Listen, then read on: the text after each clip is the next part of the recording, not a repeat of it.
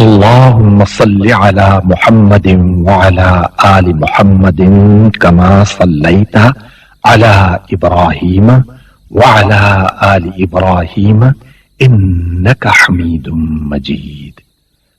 اللهم بارك على محمد وعلى آل محمد كما باركت على إبراهيم وعلى آل إبراهيم إنك حميد مجيد.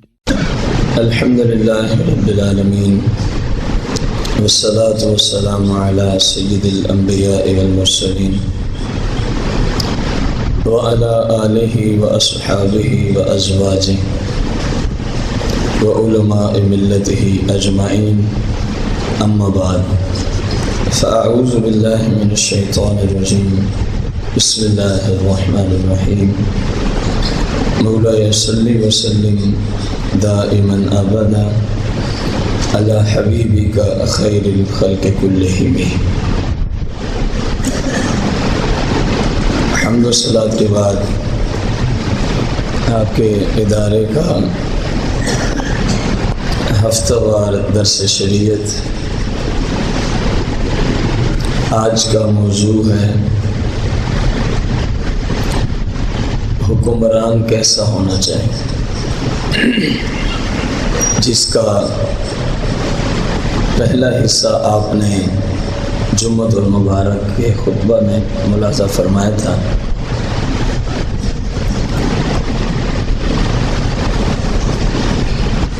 جس وقت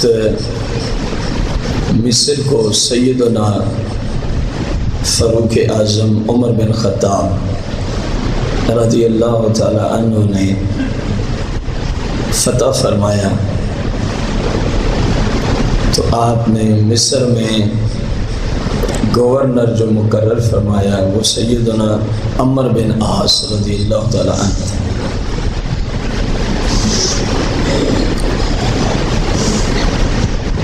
جب سیدنا عمر بن عاص رضی اللہ عنہ مصر میں بحیثیت گورنر تشریف لے گئے، وہاں کے لوگوں نے کہا فقالوا ایھا الامیر، اے ہمارے امیر، اے ہمارے حاکم، ہمارے پاس دریا نیل ہے، عرصے سے یہ ایک رسم چلی آ رہی ہے، یہ خشک ہو جاتا ہے، پھر ہمیں کرنا یہ پڑتا ہے نوجوان بچی جو کنواری ہو اور اس کے والدین کی رضامندی بھی شامل ہو،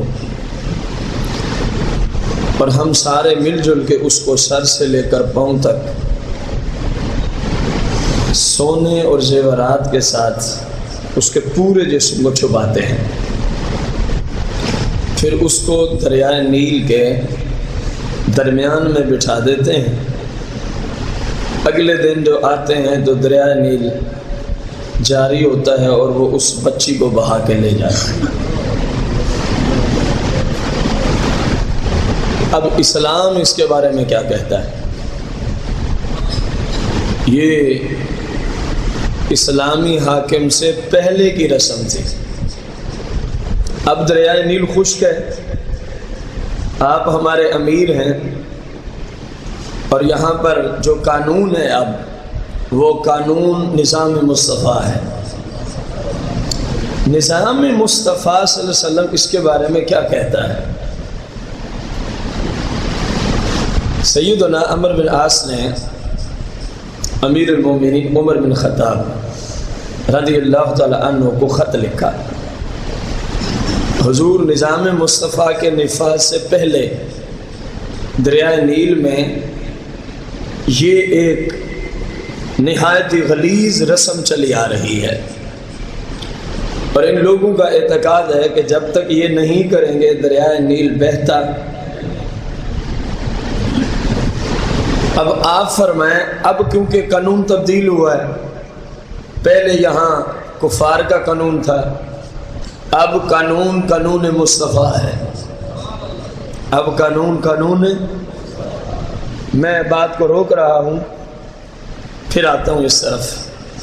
یہ یاد رکھیں کہ کوئی بھی سلطنت، کوئی بھی ملک، کوئی بھی قوم من حیث المسلم اس وقت تک یہ ترقی نہیں کر سکیں گے، اس وقت تک یہ عروج کی آئین کو بھی نہیں دیکھ سکیں گے، جب تک کہ ان کی سلطنت میں، ان کے ملک میں قانون مصطفیٰ کا راج نہیں ہوگا، یہ کبھی بھی عروج نہیں پا سکتے۔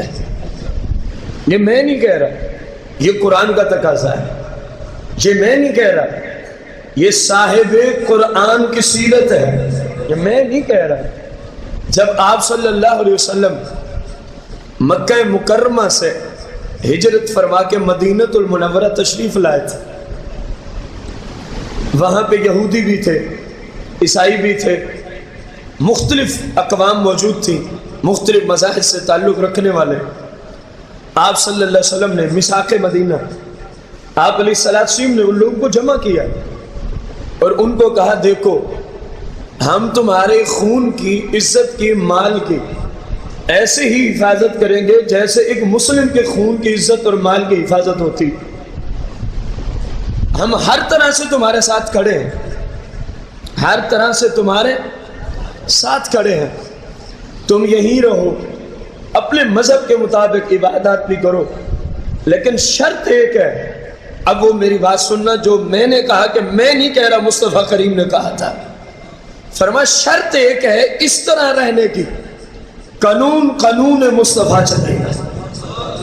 فرمایا نہ ہم یہودیوں کے قانون مانتے ہیں، نہ ہم عیسائیوں کے قانون مانتے ہیں، نہ ہم سکھوں کے قانون مانتے ہیں، میں توہین عرض کر رہا ہوں، نہ مشرکین کے قانون مانتے ہیں۔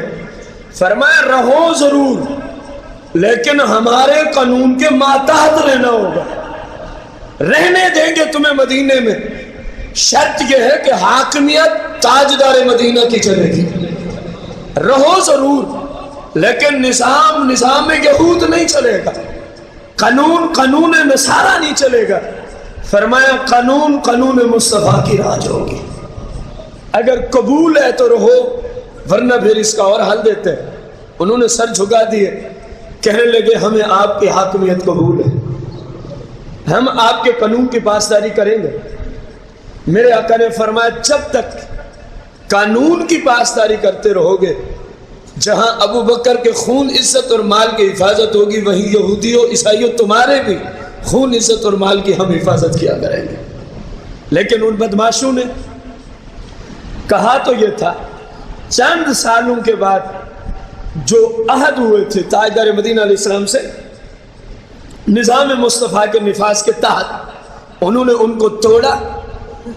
یاد رکھنا جملہ، جب تک اسلامی سلطنت کے قانون کو مانتے رہے، فرمایا ایک مسلم کی عزت اور ایک یہودی کی عزت اسلامی حاکم کے ہاں برابر ہے، جب تک اسلامی قانون کو مانتے رہے۔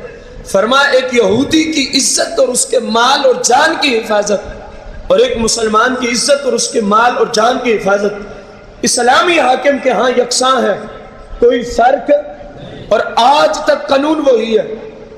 اگر کوئی اسلامی حاکم موجود ہو تو آج تک قانون وہی ہے، کیونکہ یہ بھی نظام مصطفیٰ کا حصہ ہے، یہ بھی نظام مصطفیٰ کا، جب تک مانتے رہے ان کی حفاظت ہوتی رہی۔ اور جب مشرکین مکہ کے ساتھ مل کر آپ صلی اللہ علیہ وسلم اور دین کے خلاف سازشیں کرنے لگے، میرے آقا نے فرمایا ان سے تو بعد میں نبل لیں گے، پہلے ان کو ذبح کر دو، پہلے ان کو کیا کرو، ذبح کر دو۔ اب کوئی بات سمجھ آئیے آپ کو کہ قانون مصطفیٰ ہوگا، نظام مصطفیٰ کریم ہوگا۔ فرمایا تم جب تک نظام کو مانتے رہو گے ہم تمہارے محافظ ہیں، اور اگر تم نے ہمارے قانون کو چھیڑنے کی کوشش کی، تم نے ہمارے اسلامک لا کو چھیڑنے کی یا اس کو تبدیل کرنے کی کوشش کی، نظام مصطفیٰ کو تبدیل کرنے کی اگر تم نے سازش کی، ان سے بعد میں جنگ ہوگی، پہلے تمہاری گردنیں اڑا کے رکھ دیں گے۔ تو تاجدار مدینہ علیہ السلام نے گویا اسلامی حاکم اور قیامت تک کے آنے والے اسلامی حکمرانوں کو پیغام دیا ہے۔ فرمایا قوم اور بھی تمہارے ملک میں رہے تو کچھ نہیں ہوتا، تمہارے ملک میں یہودی آباد ہو جائے کچھ نہیں ہوتا، عیسائی آ جائے کچھ نہیں ہوتا، فلاں آ جائے کچھ نہیں ہوتا۔ فرمایا نظام ایک رکھنا، قانون تمہارا ہو، بھلے یہ تمہاری رعایا میں آ جائے تو کچھ نہیں ہوگا، لیکن جب یہ تمہارے قانون کو بدلنے کی سازش کرے، جب تمہارے نظام کو بدلنے کی کوشش کرے، جب تمہارے اسلامک لا کو چینج کرنے کی سازش کرے، تو فرمایا پہلے ان کو ذبح کرنا، پھر بعد والوں سے نمٹنا۔ تو بات سمجھ آئی ہے آپ کو؟ سرکار ہر بات پہ کمپرومائزنگ فرما لیتے تھے، لیکن نظام مصطفیٰ پہ فرمایا کوئی کمپرومائزنگ نہیں۔ نظام مصطفیٰ کو جو چھیڑنے کی کوشش کرے گا ہم اس کو ذبح کر دیں گے، ہم اس کو۔ یہ قانون کس نے دیا ہے؟ بولے نا، بلند آواز سے نا۔ اسلامی حاکم ایسے ہوتے، اسلامی سلطنت کے حکمران ایسے ہوتے۔ سمجھ آئیے بات؟ اب خط لکھا حضور، کیا لکھا؟ حضور۔ اب تو نظام مصطفیٰ کا راج ہے، کیا اب بھی یہ غلیظ رسمیں اسی طرح جنم لیتی رہیں گی؟ اسلامی حاکم کو کیسا ہونا چاہیے؟ فاروق اعظم نے خط پڑھا اور قاصد کو جواب میں خط لکھ کے دیا، فرمایا یہ البدایہ والنہایہ میں حافظ ابن کثیر نے نقل کیا ہے اس روایت کو، میں نے کچھ لوگوں کے لیے حوالہ بولا جو کہتے ہیں نبی بھی کچھ نہیں کر سکتا، یہ ان کے لیے میں نے جملے بولے۔ کم از کم تم کسی کو مانو یا نہ مانو، حافظ ابن کثیر کو تو ہر وقت تم نے سر پہ اٹھا رکھا ہے۔ وجہ یہ ہے کہ وہ حنبلی المسلک تھے، رفع یدین کی وجہ سے تم نے سر پہ اٹھا رکھا ہے۔ ندانو، حافظ ابن کثیر اور اہل سنت کے عقائد میں کوئی فرق نہیں ہے۔ انہوں نے البدایہ والنہایہ میں پورے میلاد پہ چیپٹر باندھا ہوا، یہ باب میلاد مصطفیٰ کے بارے میں ہے، یہ باب نورانیت مصطفیٰ کے بارے میں ہے، یہ سرکار غیب جانتے ہیں، سرکار مختار ہیں، سرکار یہ ہے، سرکار زندہ ہے، سرکار کا وسیلہ ہے۔ یہ ساری حدیثیں انہوں نے البدایہ والنہایہ میں جمع کر رکھی ہے۔ میں نے کئی بار آپ کو جملے بولے، چاروں میں سے کسی امام کا جو مقلد ہو جائے وہ ہمارا سنی بھائی کہلاتا ہے، خواہ وہ مالکی ہو، حنبلی ہو، شافعی ہو یا حنفی المذہب ہو، حنفی المسلک ہو، ہمارا سنی بھائی، کیونکہ چاروں ائمہ اہل سنت کے۔ ہاں جو کہے میں غیر مقلد ہوں، میں ان میں سے کسی کو مانتا، تو پھر اس کو چاہیے اپنے ایمان کی حفاظت کی کوشش کرے، اس کو چاہیے کہ اپنی گستاخیوں پر غور کرے اور اپنے مرنے کے بعد کے معاملات کو سوچتے ہوئے اللہ کی بارگاہ میں توبہ طیب ہو جائے، اللہ کی بارگاہ میں۔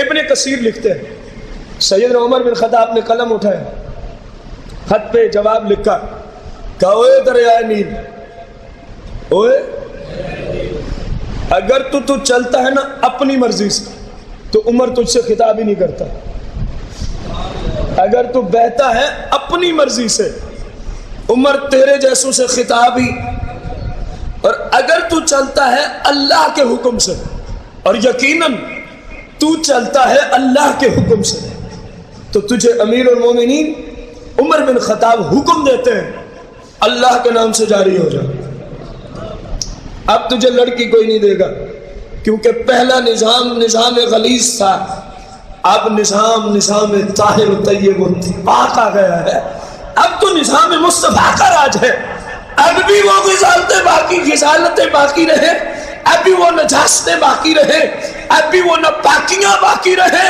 تو نظام مصطفیٰ لانے کا فائدہ کیا ہے مسلمانوں کو؟ کہو دریائے نیل، اب نظام مصطفیٰ کا راج ہے، اب کوئی کام ہماری سلطنت میں خلاف شرع نہیں ہوگا، اب کوئی کام ہماری سلطنت میں خلاف شرع۔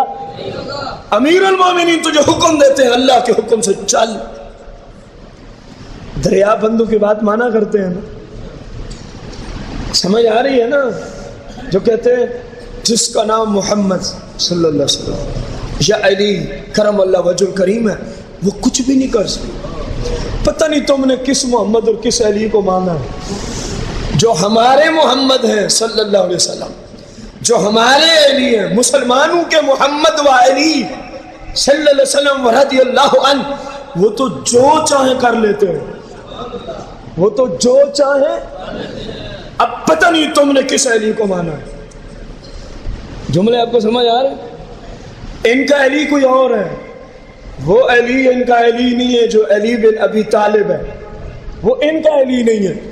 وہ علی ان کا علی نہیں ہے جو سیدہ کائنات کے شوہر ہیں، وہ علی ان کا علی نہیں ہے جو حسنین کریمین طیبین طاہرین کے والد محترم ہیں، وہ علی ان کے علی نہیں ہے جنہیں سرکار فرماتے ہیں علی تیرا میرے ہاں رتبہ وہی ہے جو ہارون علیہ السلام کا موسیٰ علیہ السلام کے ہاں تھا، یعنی تو میرا بھائی ہے، یعنی تو میرا۔ اس علی کو انہوں نے نہیں مانا کم از کم، باقی یہ خود جواب دیں گے کس علی کے پیروکار ہیں۔ بات سمجھ آ رہی ہے؟ بات وہ جو دلیل کے ساتھ ہو، کہتے ہیں علی کچھ نہیں کر سکتا، بتائیں علی کے سامنے جب کوئی مسئلہ آیا، کسی طرح کا معاملہ آیا، علی نے حل کر کے دیے کہ نہیں دیے؟ تو معلوم ہوا یہ اس علی کو نہیں مانتے، یہ کسی اور علی کے پریشان کیوں ہو گئے؟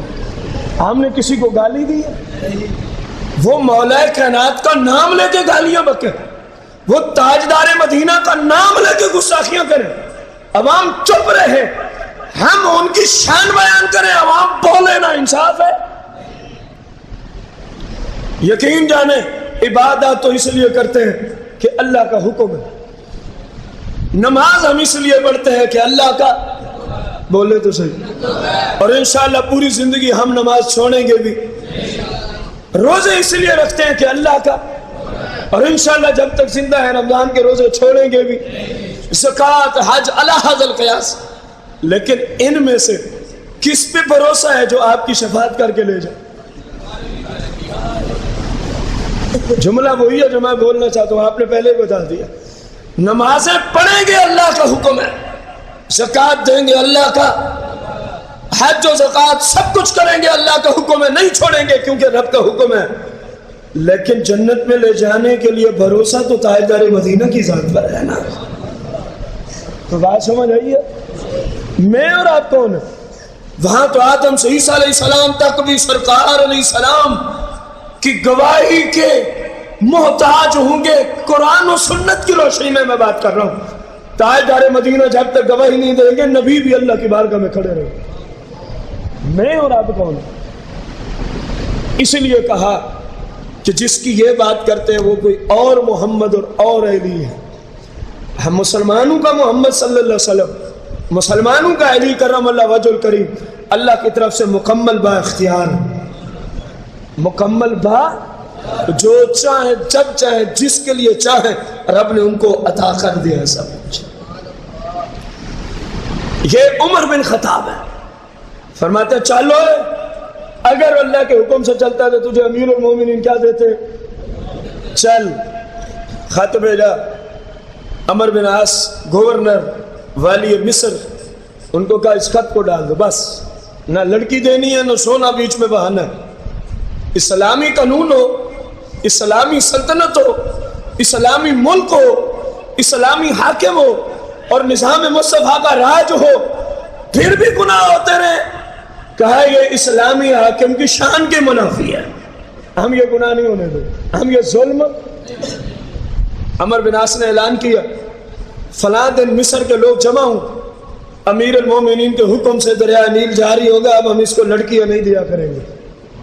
ہر سال ایک لڑکی بہا کے لے جاتا تھا اور پورا جسم اس کا سونے چاندی سے مرصع کر کے اس کو بہا لے جاتا تھا، کیونکہ یہ ظلم تھا، اور اسلامی حاکم کا کام ہے ظلم کو دور کرنا، اسلامی سلطنت کے فرما روا کا کام ہے، جو کام نظام مصطفیٰ کے خلاف ہو اس کام کو جڑیں اور بنیادیں زبا کر دینا، یہ اسلامی حاکم کا کام ہے۔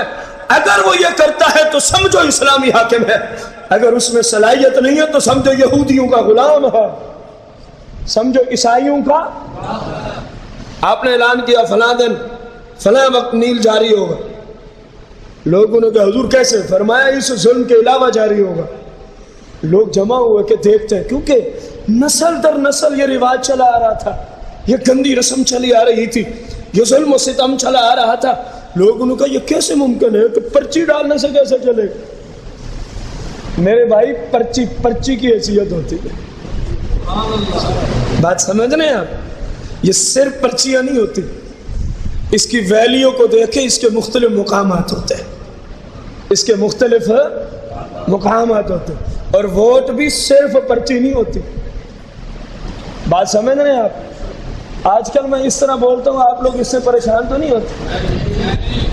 اصل میں میرا مقصود ہے آپ کی اصلاح، میرا مقصود ہے آپ کی اصلاح۔ میرا الحمدللہ کسی سیاسی پارٹی سے کوئی تعلق نہ میں کسی سے پیسے لیتا ہوں، یا آپ کو عرض کروں، بلکہ مجھے تو تحریک لبیک یا رسول اللہ کی طرف سے کہا گیا کہ آپ کو نہ ہم کوئی عہدہ دیتے ہیں۔ میں نے کہا بھائی یہ لو، میں یہ کام نہیں کرتا، میں عہدے وغیرہ نہیں لیتا۔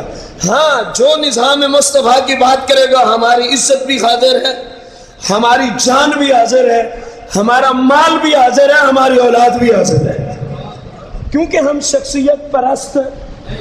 ہمیں تو صرف نظام مصطفیٰ چاہیے، ہمیں تو صرف نظام مصطفیٰ چاہیے، ہم صرف نظام مصطفیٰ، بس نظام مصطفیٰ اور بس نظام مصطفیٰ چاہتے ہیں۔ ہم چاہتے ہیں اس ملک میں جو ظلم ہو رہا ہے، اللہ کرے وہ وقت آئے کہ فاروق اعظم جیسی سلطنت اور حکومت کی خوشبوئیں یہاں سے اٹھنا شروع ہو جائیں۔ اور یہ کب ممکن ہوگا؟ جب نظام بندے اکٹھے ہو گئے، پرچی ڈالی، امیر المومنین کا حکم ہے دریائے نیل چالو، دریائے نیل، بس پرچی ڈالنے کی دیر تھی، دریائے نیل اپنے چوبن پہ ڈالتے ہی وہ اپنے عین شباب چوبن تک چلا گیا۔ لوگ حیران و پریشان رہ گئے کہ ہر سال لڑکی اور بمائے زیور دینے پڑتے تھے، یہ ایک پرچی اتنا قیمتی ہے، کہا تمہیں خبر ہی نہیں ہے، وہ ظالم حکمرانوں کا قانون تھا، اب قانون آیا تاجدار مدینہ کا، جہاں نظام مصطفیٰ ہوتا ہے۔ اس ملک میں کسی کے ساتھ زیادتی، اس بچی کا آخر کیا قصور ہوتا تھا جس کو ہر سال دریا نیل میں بہا دیا جاتا تھا زندہ ہی، اور کواری بچی ان کی رسم چلی آ رہی تھی۔ میں پوچھتا ہوں آج کے ان حکمرانوں سے جو یہود و نصارہ کے غلام بن کے بیٹھے ہیں، کتنی بچیوں کی عزتیں تمہارے ملک میں روزانہ چاک چاک ہوتی ہیں، کتنی ہماری ماں بہنوں کو روزانہ قتل کیا جاتا ہے۔ بتاؤ یہ نظام مصطفیٰ ہے؟ بتاؤ یہ اسلامی سلطنت ہے؟ بتاؤ اسلامی ملک کا حاکم اس سیرت کا متحمل ہوتا ہے؟ حاکم ایسا ہوتا ہے؟ کہا بھلے مصر میں ہے لیکن لوگ تو مسلمان ہی ہیں نا، ہم تو مدینہ میں رہتے۔ یہ بات ملک مصر کی ہو رہی تھی۔ کہا لیکن کل مسلم اخوہ، ہم سب آپس میں کیا ہیں؟ جہاں تک بھی کوئی مسلمان ہے وہ ہمارا بھائی اور بہن ہے۔ میں آپ سے سوال کروں، اگر برما کے مسلمانوں پہ جو اس وقت ظلم ہو رہا ہے، کیا جتنے پورے ورلڈ میں اسلام کے نام پہ ملک بنے ہوئے، ان کے فرما رواؤں پہ ابھی فرض نہیں ہوا کہ فوجیں ان کی مدد کے لیے بھیجے؟ میرے بھائی جو کچھ کر سکتے ہو وہ تو کرو۔ یہ قرآن میں فیصلہ آیا ہوا ہے، قرآن میں۔ جب ایسے حالات ہو جائیں جیسے اب برما میں ہیں، کشمیر میں، امت مسلمہ کے جتنے بھی ملک ہیں ان سب کے فرما رواؤں پہ فرض ہے، فرض ہے فی الفور اپنی فوجیں بھیج کے ان مسلمانوں کی مدد کرو۔ لیکن یہ کیوں نہیں بھیجتے پتہ ہے آپ کو؟ کیونکہ جو ان کو ذبح کروا رہے ہیں یہ ان کے غلام۔ ہمارے حاکم، صرف پاکستان کی بات نہیں ہو رہی، جتنے بھی اسلامی ملک ہیں اس وقت پورے ورلڈ میں، جو ان بیچاروں کی ہیلپ نہیں کر رہے یہ ان کے غلام ہیں جو ان کو ذبح کر رہے ہیں۔ اور غلام کبھی اپنے آقا کے سامنے سر رہے، خواہ وہ پیسے کی وجہ سے غلام بنا ہو یا شریعت کی تابع داری کی وجہ سے کسی کا غلام بن گیا، غلام آقا کے سامنے سر رہے۔ اب یہ شریعت کی وجہ سے تو امریکہ کے غلام ہیں نہیں، تو پھر پیسے دے کر امریکہ نے خریدا ہوگا نا ان کو، یہ وجہ ہے کہ یہ سر نہیں اٹھا۔ آج اسلامی ملک کے فرما روا اکٹھے ہو کر صرف آج اعلان کر دیں، ایک دن کی یعنی 24 گھنٹے کی مہلت ہے، برما کے مسلمانوں پہ ظلم و ستم کو بند کیا جائے، ورنہ جب 25واں گھنٹہ ہوگا سعودیہ کی فوج بھی برما میں نظر آئے گی، ترکی کی فوج بھی برما میں نظر آئے گی، جناب والا پاکستان کی فوج بھی۔ اللہ حاضر قیاس یقین جانے 24 گھنٹے تو دور کی بات ہے، اگر چند گھنٹوں میں ظلم بند نہ ہو تو پھر کیا ہے؟ اسلام میں پاور ہے۔ اللہ کا قرآن کہتا ہے وَأَنْتُمُ الْأَعْلَوْنَ، اور تم آ کے تو دیکھو، اس میدان میں اتر کے تو دیکھو، وَأَنْتُمُ الْأَعْلَوْنَ، تمہارا رب تم سے وعدہ کرتا ہے فتح تمہاری ہے، لیکن تم غلام بن گئے ہو۔ تم کیا بن گئے ہو؟ غلام بن گئے ہو۔ فاروق اعظم کا زمانہ نہیں دیکھ لیں، جن کی شہادت کی وجہ سے لیکچر چل رہا ہے، کتنے بڑے بڑے شہنشاہ جو اس وقت اپنے آپ کو سپر پاور سمجھا کرتے تھے، بھوکے پیاسے، جن کے چہرے بھوک اور پیاس کی وجہ سے نڈھال اور زرد رنگ کے ہو جاتے تھے، نہ تلواریں پوری، نہ سواریاں پوری، نہ کھانے پینے کی غذا میسر، لیکن ان کے تختے الٹ کے رکھے ہیں کہ نہیں رکھے؟ کیا تھا ان میں؟ ایمان مضبوط تھا، ان میں قوت تھی، ان میں جذبہ تھا، اور یہ اسلامی حاکم پہ فرض ہوتا ہے۔ اب جو ہمارا ملک ہے یا جتنے اسلامک ممالک ہیں پورے ورلڈ میں، ان کے حاکم کبیرہ گناہ کے مرتکب ہو رہے ہیں صرف برما کی وجہ سے کہ یہ اپنی فوج کو ان کی مدد کے لیے بھیجتے، حالانکہ ان پہ فرض عین ہو چکا ہے کہ فوج کو برما کے مسلمان ماؤں بہنوں کی عزت کی خاطر اور ان کے بوڑھوں پہ، ان کے بچوں پہ، ان کے جوانوں پہ جو ظلم ہو رہا ہے، یقین جانے بندہ دیکھ کے برداشت نہیں کر سکتا۔ تو جن کے ساتھ ہو رہا ہے وہ کس طرح زندگی گزار رہے ہو؟ فرمایا اب نظام ہے، اب کسی کے ساتھ ظلم، اب لڑکی زندہ کیوں دریا بہا کے لے جائے؟ کیونکہ اسلامی حاکم کا کام ہے جب وہ اقتدار پہ آ جائے، اگر اس ملک میں کوئی خلاف قانون کون سا؟ قانون مصطفیٰ، قانون قرآن، قانون حدیث، قانون شریعت، نظام مصطفیٰ کے خلاف کوئی کام ہو رہا ہے تو اسلامی حاکم پہ کیا ہوتا ہے؟ فرض ہوتا ہے کہ اس ظلم کو فی الفور بند کرے، فی الفور۔ جناب فاروق اعظم کا خط پہنچا، دریائے نیل چل پڑا، اور ایسا چلا کہ شاید پھر کبھی نہیں رکا، ایسا چلا کہ پھر شاید کبھی نہیں رکا، کیونکہ پرچی کی ویلیو ہوتی ہے، تھی تو ایک پرچی نا، کاغذ کا ٹکڑا ہی تھا نا، لیکن ویلیو اتنی تھی، مقام اتنا تھا۔ کہا یہ عام بندے کے ہاتھ سے لکھا ہوا نہیں ہے، سرکار کے شاگرد خاص کے ہاتھ سے لکھا ہوا ہے۔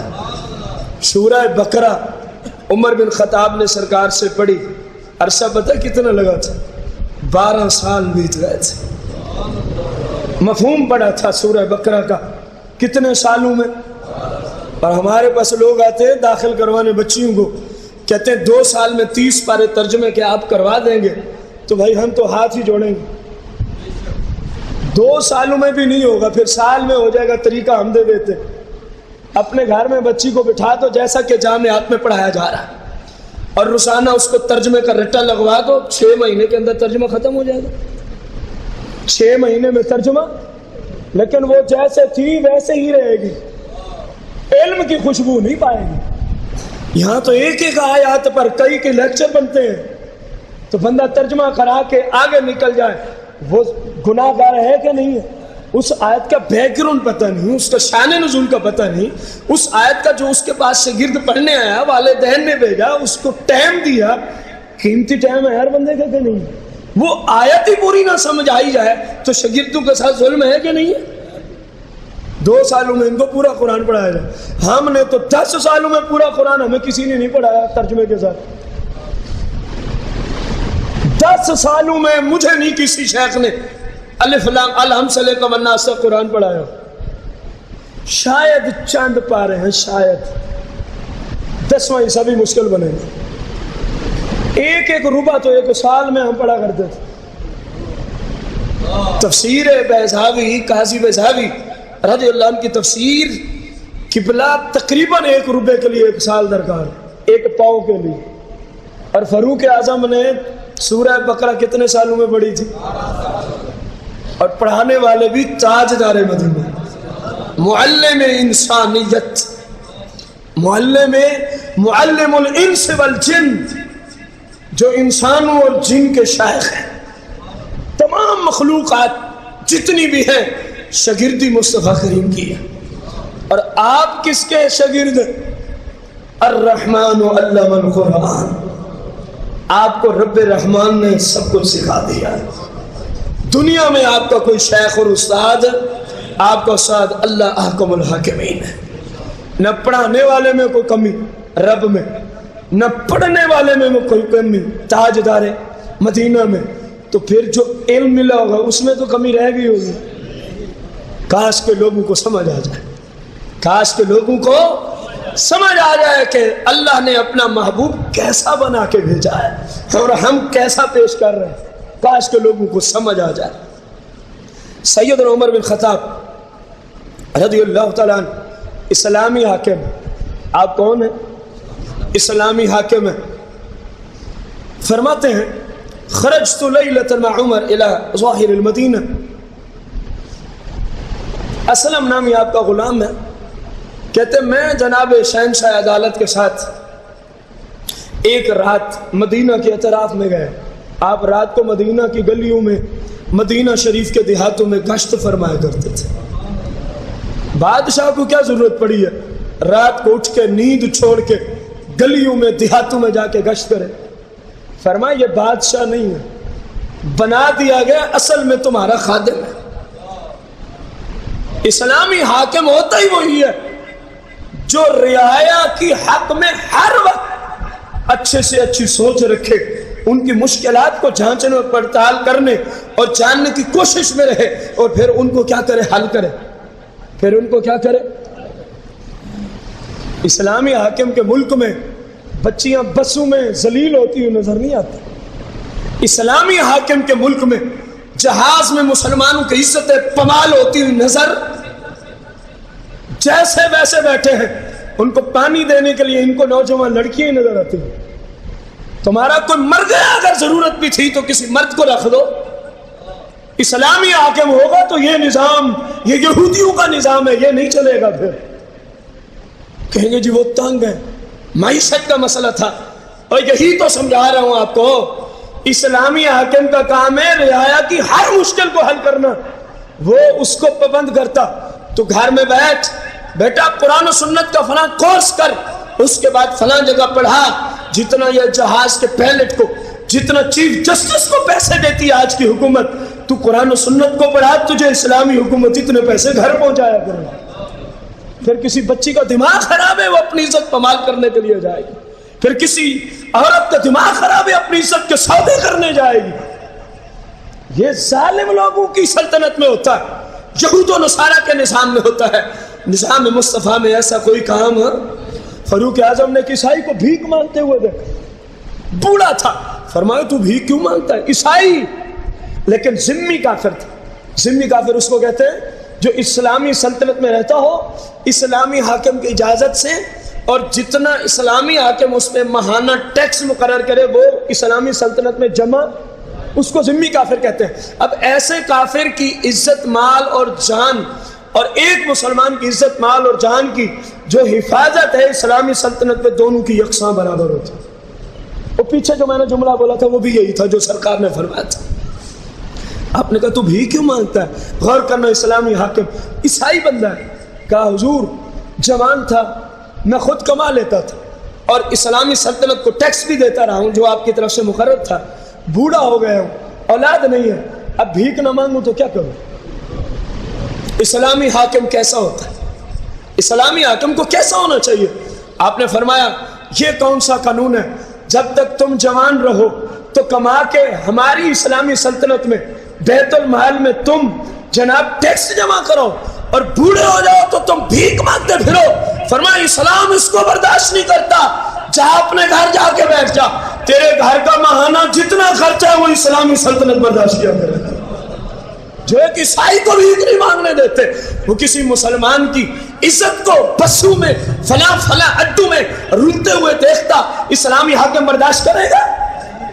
अगर करेगा तो वो इस्लामी हाकिम उसको माजूल कर दिया जाएगा। وہ اس قابل ہی نہیں کہ اس کو ملک اسلامی ملک کا حاکم ہونا چاہیے، اس قابل ہی نہیں۔ رات کو چلے گشت کے لیے، اطراف مدینہ دیہات مدینہ میں پہنچ گئے۔ آپ نے دیکھا ایک عورت اس میں موجود ہے، اور وہ بیچاری وہ تبکی، وہ رو رہی تھی اپنے گھر میں۔ فسألها عمر عن حالها، جناب عمر بن خطاب نے کہا وہ بہن تو کیوں روتی ہے، وہ بہن تو کیوں روتی ہے؟ وہ نہیں جانتی تھی۔ وہ کہتی ہے انا امرأۃ عربیہ، میں ایک عربی عورت ہوں، عربی النسل عورت ہوں، میں عرب خاندان سے تعلق رکھنے والی ہوں۔ ولیس عندی شیء، اور اس وقت میرے پاس کوئی عورت موجود نہیں ہے، حالانکہ میں درد ذہ میں مبتلا ہو چکی ہوں، حالانکہ میرے ہاں بچی یا بچے کی ولادت ہونے کے۔ فبکا عمر، فبکا عمر، تو 22 لاکھ مربع میل کا حاکم عمر بن خطاب بھی رونا شروع کر دیتا ہے کہ اے عمر، تیری سلطنت میں ایک عورت کو درد ذہ ہو رہا، بچے کی ولادت کا ٹائم آیا اور اس کی سہولت کے لیے یہاں بندہ کوئی موجود نہیں ہے۔ اس بات پہ عمر رونا شروع ہو جاتا۔ اسلامی سلطنت پہ تو یہ بھی لازم ہے کہ لوگوں کی صحت کا اعلیٰ نظام کا بندوبست ملک میں کیا جائے۔ کیوں رو رہے تھے؟ کہا تو درد ذہ میں مبتلا ہے اور تیرے پاس کوئی دیکھ بھال کرنے والا نہیں ہے، یہ میری حکومت کے اندر ہو رہا ہے۔ عمر فبکا عمر، عمر رونا شروع ہو، عمر رونا۔ اور ہمارے ملک میں ایسے عظیم ہسپتال بنے ہوئے ہیں، ایسی عظیم ترین ہسپتالوں میں سہولیات ہیں کہ جو فرما روا ہیں یا ان کے جتنے اہل و عیال ہیں اگر بیمار ہو جائیں تو پورے ملک میں کوئی ایک ہسپتال بھی ایسا نہیں جہاں ان کا جن کے غلام ہیں وہیں جا کے علاج کرواتے۔ یہ ہمارے ملک کی حالت۔ فبکا عمر، اور عمر اسلامی حاکم کیسا ہوتا ہے سن رہے ہیں نا موضوع؟ عمر روتے ہیں۔ اب کیا کیا؟ وعاد عمر یحرول الی بیتی، فعاد یحرول الی بیتی۔ کوئی عربی جاننے والا بیٹھا ہوتا تو تڑپ چکا ہوتا۔ عمر وہاں سے لوٹے، یحرول الی بیتی، اور دوڑتے ہوئے اپنے گھر جا رہے ہیں، پیدل نہیں، سعی الی بیتی، قدرے تیز بھی نہیں، یمشی الی بیتی، چل کے نہیں، یحرول الی بیتی۔ کہا عمر نے دوڑ لگا دی ہے۔ کیوں دوڑ رہا ہے 22 لاکھ مربع میل کا حاکم؟ کیوں دوڑ رہا ہے نائب اتم مصطفیٰ، مظہر اتم مصطفیٰ، مراد مصطفیٰ، جو جس راستے پہ چل پڑے تو شیطان نکل جاتے ہیں؟ کیوں رو رہے ہیں؟ کیوں دوڑے لگا رہے ہیں؟ فبکا عمر، کہا ایک عورت کو تکلیف ہو رہی ہے اور اس کے بعد دیکھ بھال والی کوئی بھی نہیں ہے۔ فقال لامرأته ام کلثوم بنت علی رضی اللہ عنہما، آپ اپنے گھر اپنی بیوی کے پاس پہنچے، مولا کائنات کی شہزادی، مولا مشکل کشا کی بیٹی سیدہ فاطمہ الزہرا کی لخت جگر ام کلثوم جو فاروق اعظم کی بیوی ہے، ان کو جا کے کہا کیا خیال ہے؟ کیا حل لکی فی اجر ساقہ اللہ الیک، کیا آپ کا کوئی خیال ہے کہ اللہ آپ کو عظیم اجر عطا فرمائے؟ شوہروں کو پیغام دیا، جبر نہیں کرنا۔ فرما کیا تیرا کوئی ارادہ ہے کہ اللہ تجھے عظیم اجر عطا فرمائے؟ انہوں نے کہا امیر المومنین خیریت تو ہے۔ آپ نے ساری بات بتائی، انہوں نے کہا میں آپ کے ساتھ چلتی ہوں، مجھے بھی ثواب کی ضرورت ہے۔ بھائی امیر المومنین، بادشاہ وقت، حاکم وقت کی بیوی ایک عام عورت کے درد ذیل کے معاملے کے لیے چل پڑی ہے، اور یہاں تو ایک نسبت ہی نہیں ہے، یہاں نسبتیں دو ہیں، حاکم وقت کی بیوی بھی ہے اور تاجدار مدینہ کا خون بھی ہے، ان کی رگوں میں سرکار کا خون بھی، دونوں شوہر اور بیوی چل پڑے۔ عمر بن خطاب نے کہا جو ولادت کے وقت عورت کی ضروریات ہوتی ہیں وہ اپنے گھر سے اٹھاؤ، پتہ نہیں ان کے پاس موجود ہے کہ نہیں، پتہ نہیں ان کے گھر میں یہ سہولیت موجود ہے کہ دونوں چل پڑے، گھر میں پہنچ گئے، عمر باہر بیٹھے ہیں، ام کلثوم اندر عورت کے پاس ہیں، آپ کی بیوی اور مولا کائنات کی بیٹی اور شہزادی۔ تھوڑی ہی دیر گزرتی ہے، فقالت ام کلثوم یا امیر المومنین بشر صاحبک بغلام، اے امیر المومنین آپ کو خوشخبری ہو، اللہ نے اس عورت کو بیٹا عطا فرمایا ہے، اللہ نے اس عورت کو۔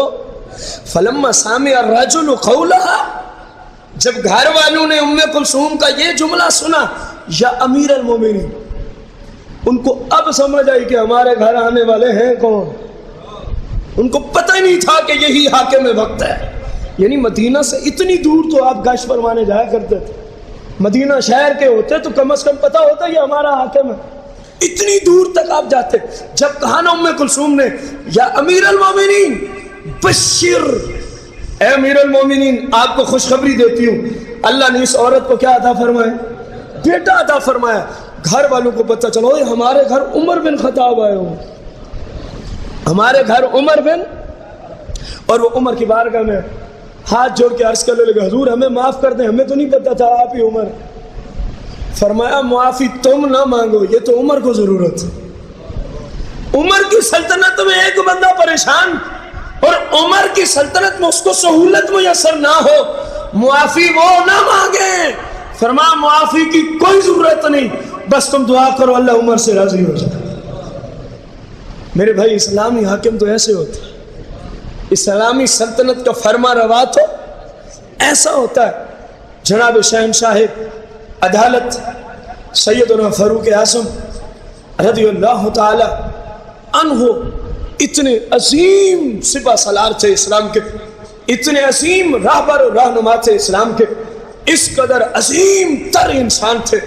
آپ کئی بار قومی اسمبلی کے اجلاس میں خطاب فرما رہے تھے، پتہ ہے وہ کتنا بڑا محل تھا جہاں قومی اسمبلی کا اجلاس ہوا کرتا تھا، مدینہ منورہ میں مسجد نبوی کی چٹائیاں، وہاں بیٹھ کے مل جل کے پوری دنیا کے بارے میں فیصلے کیے جاتے تھے۔ آپ تشریف فرما اور آپ نے جو قمیض مبارک پہنی ہوئی تھی غالباً اس کو 12 یا 17 پیمد لگے ہوئے تھے، چمڑے کے 12 یا 17 کیا لگے ہوئے تھے، جوڑ لگے ہوئے تھے، چمڑے کے جوڑ قمیض مبارک کو لگے، اور آپ اس وقت حاکم وقت ہونے کی حیثیت سے، امیر المومنین ہونے کی حیثیت سے لوگوں کو خطاب فرما رہے تھے۔ لوگوں کو آپ نے تو اپنے گورنروں پہ سختی کر رکھی تھی، فرمایا اگر میں نے کسی کو دیکھا ترکی گھوڑے پہ سوار ہوتے ہوئے معزول کر دوں گا، اگر میں نے کسی کو دیکھا کہ بریک لباس پہنتا ہے اس کو میں گورنری سے معزول کر دوں گا، معطل کر دوں گا۔ بات سمجھ آئی ہے کہ نہیں ہے؟ آپ فرمایا اگر تمہارے دروازے غریبوں کے لیے ہر وقت کھلے ہونے چاہیے، یہ ہر گورنر پہ لازم ہوتا تھا۔ ایک ایک آج جو ملک ہے اس سے بڑے بڑے علاقے کا تو ایک ایک گورنر آپ نے مقرر کیا ہوا تھا، آج جو علیحدہ کنٹری بنی ہوئی اس میں ایک ایک گورنر ہوتا تھا، اور آپ کی طرف سے کیا لازم ہوتا، بریک لباس پہنا تو معطل کر دیں گے، کیونکہ میرے آقا کریم کی شریعت میں بریک لباس پہننے کی، سمجھیں آپ اسلامی حاکم کیسے ہوتے۔ ایک عورت کے درد ذہ کی وجہ سے خود بھی رو رہے ہیں، دوڑ رہے ہیں، بیوی کو بھی ساتھ لے کے چلے گئے، اور جب تک ان کا معاملہ حل نہیں ہوا اس وقت تک امیر المومنین بیٹھے ہیں ان کے گھر کے باہر۔ اور آج اگر ڈی سی او سے ملنا ہو تو آپ کو مجھے کوئی جانے ہی نہ دے، پہلے کوئی حوالہ ہے، کسی فاسق و فاجر سے تعلق ہے،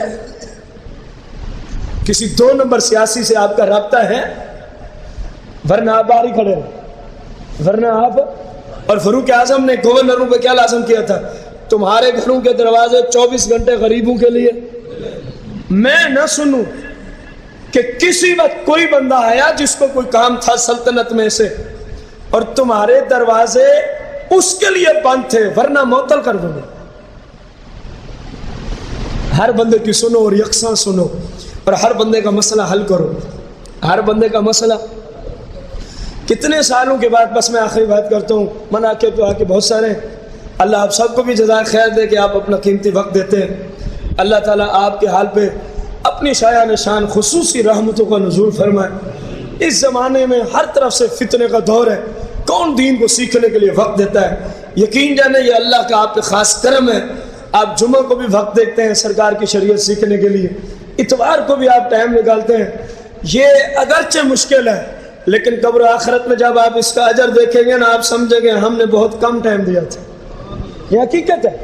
اللہ تعالیٰ آپ کو اسی طرح اپنے کرم میں، اپنے فضل میں رکھے کہ آپ اس کی شریعت اور دین کے ساتھ رہیں اور دین کے لیے وقت نکالتے رہیں.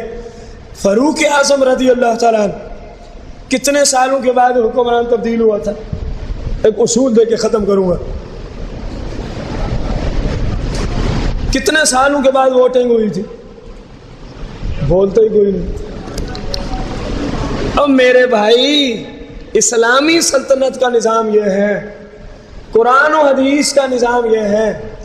اسلامی ملک میں جو فرما روا ہے، اسلامی ملک میں جو وزیر ہے، اسلامی ملک میں جو مشیر ہے، جو وزیر اعظم ہے، اللہ حاضر القیاس، حتیٰ کہ مؤذن مسجد اور خادم مسجد تک، یہ سب اوقاف کے سسٹم میں آتے ہیں. اسلام کی دنیا میں سب اوقاف کے. اس کے لیے قانون کیا ہے؟ جب تک پہلا بندہ زندہ ہے اور اس میں کوئی ایسی خامی نہیں ہے کہ قرآن و حدیث کہے اب یہ اس منصب کا اہل، اس کو معزول نہیں کیا جا سکتا، اس کو معطل.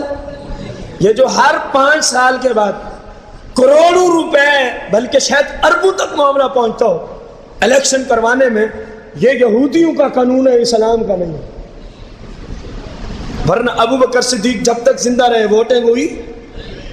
اب آپ نے صرف نہیں سے بلند آواز سے جواب دینا ہے.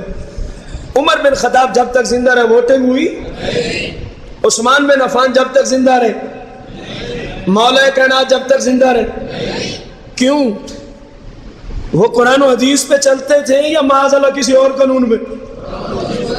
تو پھر میں نے تو یہ بات نہیں کہی نا، یہ تو رسول اللہ کی بات ہے کہ جب تک اسلامی ملک کا حاکم موجود ہے، زندہ ہے، اور اس کے اندر ایسا کوئی کام اور ایسی غلطی نہیں کہ قرآن کہے اب یہ حاکم ہونے کے اہل نہیں ہے، اس وقت تک اس کو معزول نہیں کیا جا سکتا. اس وقت تک دوبارہ ووٹنگ نہیں. اور جو ووٹنگ ملک پاکستان میں ہوتی ہے یہ بھی خلاف شریعت ہے. ہر بندے کو اسلامی حاکم کے مقرر کرنے کے لیے ووٹ دینے کی قرآن و سنت نے اجازت ہے. اس کے لیے ایک معیار رکھا. اس صفت کا متحمل بندہ ہو تو ووٹ دے سکتا ہے، اور وہ شاید لاکھ میں چند ملے. ہمارے زمانے میں، ہمارے زمانہ میں اسی پر قیاس کرو وزراء کو، اسی پر قیاس کرو جامعات کی انتظامیہ کو، اسی پر قیاس کیا جائے گا مسجد کی انتظامیہ کو. یہ کوئی شریعت نہیں ہے. 3 سال کے بعد انتظامیہ تبدیل ہو رہی ہے، 5 سال کے بعد انتظامیہ تبدیل ہو رہی ہے، 8 سال کے بعد مختلف علاقوں میں مختلف نظام ہے. یہ کوئی شریعت ہے؟ اور انتظامیہ جس شعبے کی انتظامیہ ہے وہ یہودیوں کے قانون پہ چل رہا ہے یا قرآن و سنت کے قانون پہ؟ یار مدرسہ، مسجد، قبرستان، اللہ حضل کے جتنے اوقاف کے مراحل ہیں کس قانون پہ چلتے ہیں؟ یہاں قرآن و حدیث آپ کو بتایا جاتا ہے یا یہودیوں کے قانون؟ آپ تو سمجھ آئیے آپ کو. تو جو یہاں چلانے والے انتظامیہ وہ کیوں یہودیوں کے قانون کے تحت برطرف کر دی جاتی ہے؟ اور خدا کا نام لینا، میں آپ کی مسجد کی بات نہیں کر رہا. ایک تو یہاں یہ مسئلہ ہے، کوئی بات آپ ایسی کر دیں جس کا تعلق مدرسے مسجد سے، باہر جا کے لوگ کہتے ہیں پتہ نہیں انتظامیہ سے کوئی مسئلہ بنا ہو. اور میرے بھائی مسئلہ بنا ہوتا تو میں ان کے خلاف ہی بولتا. بات سمجھ آ رہی ہے کہ نہیں؟ یہ انتظامیہ کے حق میں ہے یا ان کے خلاف ہے کلمات؟ کہ جب تک وہ زندہ ہے انتظامیہ تبدیل، یہ شریعت کا قانون ہے، یہ شریعت کا. ہاں اگر ان میں کسی ایک بندے میں یا 2 میں یا 3 میں ایسی خامی آ جائے کہ شریعت کے اب یہ اس کا اہل، تو صرف اس ایک بندے کو سائڈ پہ کیا جائے گا، وہ بھی عزت کے ساتھ، وہ بھی عزت کے ساتھ. یا ان میں سے کوئی تھک گیا نیکیاں کما کما کے، ان میں سے کوئی تھک گیا نیکیاں کما کما کے، تو وہ خود سائیڈ پہ ہوگا، انتظامیہ بحال رہے گی۔ وہ کہ میں جا رہا ہوں تو ساری انتظامیہ توڑ کے جاؤں گا، یہ یہودیوں کا قانون ہوگا، یہ شریعت پہ عمل۔ او بھائی تو نہیں نیکیاں کما سکتا تو بقایا کو تو کمانے دینا۔ بات سمجھ آ رہی ہے؟ جب تک مسجد کا مؤذن زندہ ہے اور اس میں کوئی شریعت کے خلاف کام، اور اس کا معیار کس سے پوچھنا ہوگا؟ ہم مؤذن مسجد کو نکالنے لگے ہیں، کیا شریعت تقاضا کرتی ہے کہ نہیں؟ کس سے پوچھنا پڑے گا؟ مفتی اسلام سے، مفتی ہے۔ ہم انتظامیہ مسجد کی چینج کرنے لگے ہیں، کس سے پوچھنا پڑے گا؟ مفتی اسلام سے۔ بھئی ان کا قصور کیا ہے؟ ان کے اندر کون سی خلاف شرع بات آ گئی ہے جس کی وجہ سے آپ ان کو، شریعت کہہ رہی ہے جب تک زندہ ہے چلائیں۔ ہاں اگر ان میں کچھ تھک گئے تو اکیلا سائڈ پہ ہو جائے، اس کی جگہ اور بندہ آ جائے، اس کی جگہ۔ ایک وزیر اعظم کو اتارا، سارے وزیر تو نہیں اتریں گے۔ بات سمجھ آئی ہے کہ نہیں ہے؟ اور اس کو تو وہ بھی مان رہے ہیں جو خلاف قانون چل رہے ہیں۔ ایک نااہل ہوا ہے نا تو صرف ایک ہی کو اتارا گیا ہے نا، اب جتنے نون لیگ کے وزیر تھے سب کو اتار دیا ہے۔ تو جو تھک گئے وہ خود سائڈ پہ ہو جائے، وہ خود۔ اسی طرح مؤذن مسجد، اسی طرح مدرس جامعات، مدرسوں میں جتنے شیوخ پڑھا رہے ہیں، بچیاں ہیں یا بچے ہیں، اسی طرح مسجد کا امام، اسی طرح مسجد کا خطیب، مسجد کا مدرس، جب تک وہ زندہ ہے اور اس میں ایسا کوئی مسئلہ نہیں ہے کہ جس کی وجہ سے اب مفتی فتویٰ لگائے یہ امامت کے قابل ہے، اس وقت تک اس کو امامت، تدریس، انتظامیہ، مؤذن، خادمیت، فلاں فلاں فلاں الی وزیر اعظم، یہ سارے اوقاف کے معاملات، وزیر اعظم تک کسی کو کوئی اتار، ہاں اب اس کو رہنے نہیں دیں گے جو سرکار کی شریعت کے خلاف ہو جائے، خواہ وہ امام صاحب ہی کیوں نہ ہو، خواہ وہ خطیب صاحب ہی۔ آپ کو سمجھ آئیے میرے جملے کہاں جاتے ہیں؟ نظام مصطفیٰ ہی چلے گا۔ تو ہم ملک کو کہتے ہیں، اپنے آپ پہ ہم کیوں نہیں لاگو کرتے؟ اور جتنے جو کہ ہم ہیں، ہمارے گھر میں نظام مصطفیٰ ہے، ہم بادشاہ وقت کو کہتے ہیں نظام مصطفیٰ لگاؤ۔ میں سوال کرتا ہوں، ہمارے گھروں میں جو کچھ ہو رہا ہے یہ نظام مصطفیٰ کے تحت ہے؟ ہم خود ٹھیک ہو جائیں تو نظام اکثر ٹھیک ہو جائیں گے کہ نہیں ٹھیک ہو جائیں گے؟ لیکن ہماری بدقسمتی، ہم صرف نعرے لگاتے ہیں، ہم دوسروں کو کہتے ہیں نظام مصطفیٰ لگاؤ، ہم حکومت کو کہتے ہیں نظام مصطفیٰ لے آؤ، ہمارے گھروں میں نظام مصطفیٰ کی خوشبو آتی۔ معاشرہ انفرادیت سے بنتا ہے، میرا گھر بھی شریعت کے مطابق، آپ کا گھر بھی شریعت کے، اگلا گھر بھی، اور زیادہ سے زیادہ عدالت ان کے پاس ہے نا، معاشرہ تو سارا سرکار کی شریعت والا ہو جائے گا کہ نہیں ہو جائے گا؟ قصور ہمارا اپنا ہے، وہ ہم ڈالتے ہیں کسی اور پہ۔ عدالت میں ہماری پہنچ نہیں ہے نا کہ ہم عدالت کے قانون خود تبدیل ہے، یہ حکمرانوں کا کام ہے۔ اپنے گھر میں تو نظام مصطفیٰ رہ جو ہو سکتا ہے کہ نہیں ہو سکتا؟ بولو تو صحیح، ہم میں سے کتنوں کے گھروں میں رہ؟ نظام مصطفیٰ میں پردہ شرعی ہوتا ہے، نظام مصطفیٰ میں کپڑے عورتوں کے شریعت والے ہوتے ہیں، نظام مصطفیٰ میں چھوٹے بڑے کا لحاظ نہیں، انصاف سے گھر میں جس کا قصور ہے وہی معافی مانگے، خواہ شوہر کا قصور ہے تو بیوی سے معافی مانگے، نظام مصطفیٰ تو یہ ہے۔ امام کا قصور ہے مقتدی سے معافی مانگے، شیخ کا قصور ہے شاگرد سے معافی مانگے، نظام مصطفیٰ یہ ہم نے لاگو کیا تو کم از کم ہاں نام ساتھ دیا کرو۔ کاش کے مسلمانوں کو سمجھ آ جائے، کاش کے مسلمانوں کو سمجھ آ جائے۔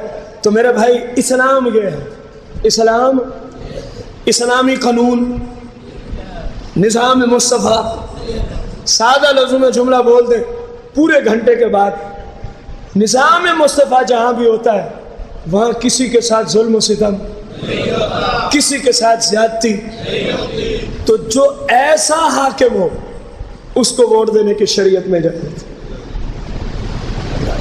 اس کو ووٹ دینے کی شریعت میں اجازت ہے۔ جو ایسا حاکم ہو جو کہے قانون قانون مصطفیٰ ہی چلے گا، جو کہے نظام نظام میں، اس کو ووٹ دینا مسلمانوں پہ فرض ہے۔ اور جو اس کا غیر ہے اس کو ووٹ دینا حرام ہے، کیونکہ پھر ہم نے گناہ پہ مدد کی، پھر ہم نے ظلم پہ کیا کی ہے؟ مدد کی ہے۔ اللہ کا قرآن ہے وَلَا تَعَاوَنُوا عَلَى الْإِثْمِ وَالْعُدْوَانِ، ایک دوسرے کی ظلم اور زیادتی پہ مدد مت کرنا، ظلم اور زیادتی پہ مدد۔ انشاءاللہ ہماری جانیں، ہماری عزتیں، ہمارا مال، ہماری اولاد اس بندے کے ساتھ ہے جو نظام مصطفیٰ کی بات کرے گا، جو نظام مصطفیٰ کی۔ ہم دعا کو ہیں اللہ کرے کہ نون لیگ ہی اعلان کر دے، اللہ کرے کہ نون لیگ ہی اعلان کر دے کہ حکومت آئے گی تو نظام سارا حکومت۔ ہم کسی کے ذاتی طور پہ دشمن، سرکار کی شریعت ہے، سرکار مدینہ کی، آصف علی زرداری اعلان کر دے۔ ہم تو دعا کو ہیں جن کی حکومتیں آتی ہیں یہی تبدیل ہو جائیں، ہم تو یہ دعا کو ہیں۔ لوگوں کے ذہنوں میں فتنہ ہوگا، فتور ہوگا، اپنے ذہن میں جو ایک ہی نظام ہے، نظام ہے۔ ہمیں یہ تو نہیں ہے کہ نواز شریف آئے یا زرداری آئے، جو مرضی ہے سر آنکھوں پہ، لیکن نظام کون سا ہو؟ ہم اس کے لیے ہماری عزتیں بھی حاضر ہیں، اس حاکم کے لیے ہماری جانیں بھی، اس حاکم کے لیے ہمارے مال بھی، ہماری اولاد بھی، کیونکہ ہم اس شخصیت کے لیے نہیں کر رہے، ہم تو سب کچھ قربان کر رہے ہیں نظام مصطفیٰ کی خاطر۔ اور کوشش کرو اپنے گھروں سے ابتدا کر دو، اپنے گھروں سے، اپنے گھر میں وہ چیزیں چلنے دو جو اسلامی ہیں، وہ کام ہونے دو جو اسلامی ہیں، جو اللہ تعالیٰ آپ سب کو جزائے خیر عطا فرمائے۔ آپ نے جو وقت دیا اور بلکہ ٹائم سے زیادہ وقت دیا، اللہ تعالیٰ اس کے بارے میں بھی آپ کو اپنی شان نشان اجر سے نوازے، کیونکہ خاص درس تھا فاروق اعظم کی شہادت کے حوالے سے، اس لیے اپنے وقت سے زیادہ، جیسا کہ اگلے اتوار میں شاید اس سے بھی ڈبل ٹائم لگ جائے،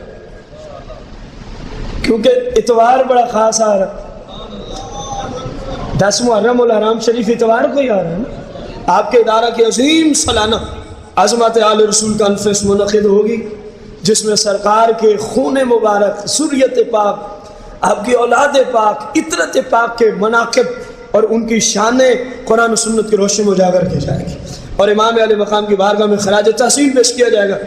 اگر آپ اس ظالم وقت کو ووٹ دیتے ہوئے اس کو حاکم مان لیتے، آج ہمیں یہ بھی پتہ نہ ہوتا ماں کی عزت کیا ہے، آج ہمیں یہ بھی پتہ نہ ہوتا بیٹی اور بہن، پھپھو اور خالہ کی عزت کیا ہے۔ یہ سارا کرم حسین چلا رہا ہے، یہ لجپال آقا حسین کا کرم ہوا ہے امت میں کہ آج ہمیں پتہ ہے یہ ماں ہے، اس کی عزت یہ ہے۔ وہ ظالم تو ساری عزتیں پامال کرنے پہ تلا ہوا تھا، کہا تجھے ووٹ نہیں دیں گے کیونکہ تو ظالم ہے، تو نظام مصطفیٰ کا دشمن ہے، ہم تجھے ووٹ ہے۔ معلوم ہے جو حسینی ہوگا، جو نظام مصطفیٰ کی بات نہیں کرتا، وہ اس کو ووٹ بھی۔ امام حسین کی سیرت یہی۔ اللہ مجھے آپ سب کو دین پہ عمل کی توفیق عطا فرمائے۔